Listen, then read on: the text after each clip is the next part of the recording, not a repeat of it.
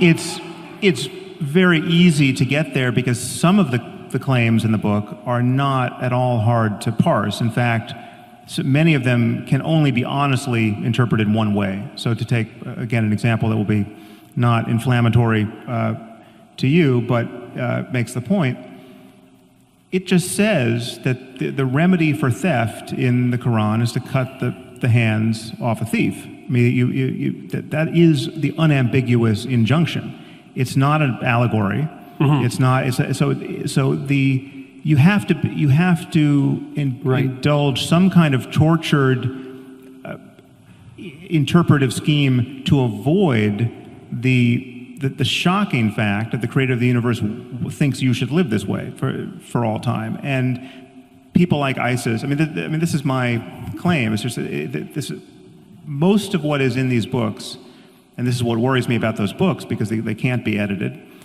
Most of what's in the books is clearly not the best that humanity is capable of in the ethical domain, or in the. No.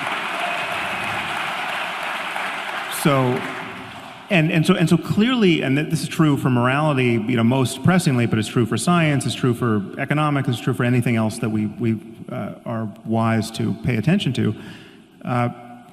It's like slavery is condoned in the Bible, in both Testaments, and in the Quran.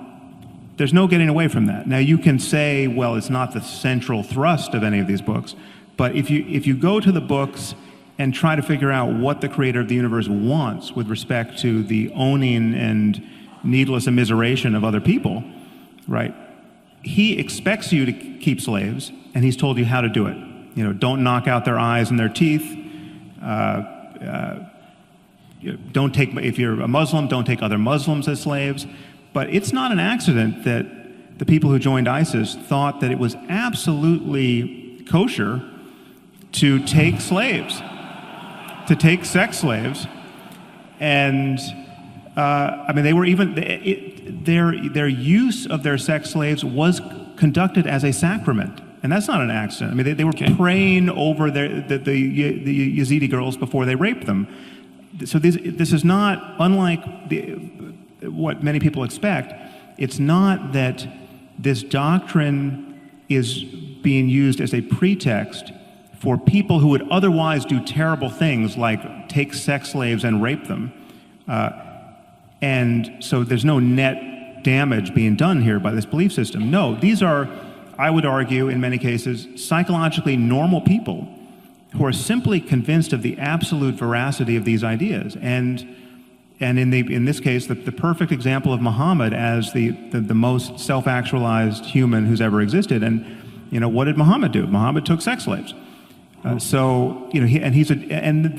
once you grant that, and this is where there's a tension between how we pursue the same goals. Like as we've just established, we have many of the same goals. But insofar as you make religion look palatable, insofar as you suggest to your audience that they can have their religious cake and eat it too, they can have their reason.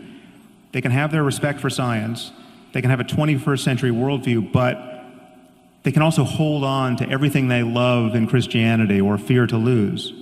And it's undoubtedly mostly Christianity, but whatever, any religion. My concern is that it keeps us shackled to these Iron Age philosophies and these Iron Age conversations where we should be having a 21st century conversation about everything, ethics included. Okay, so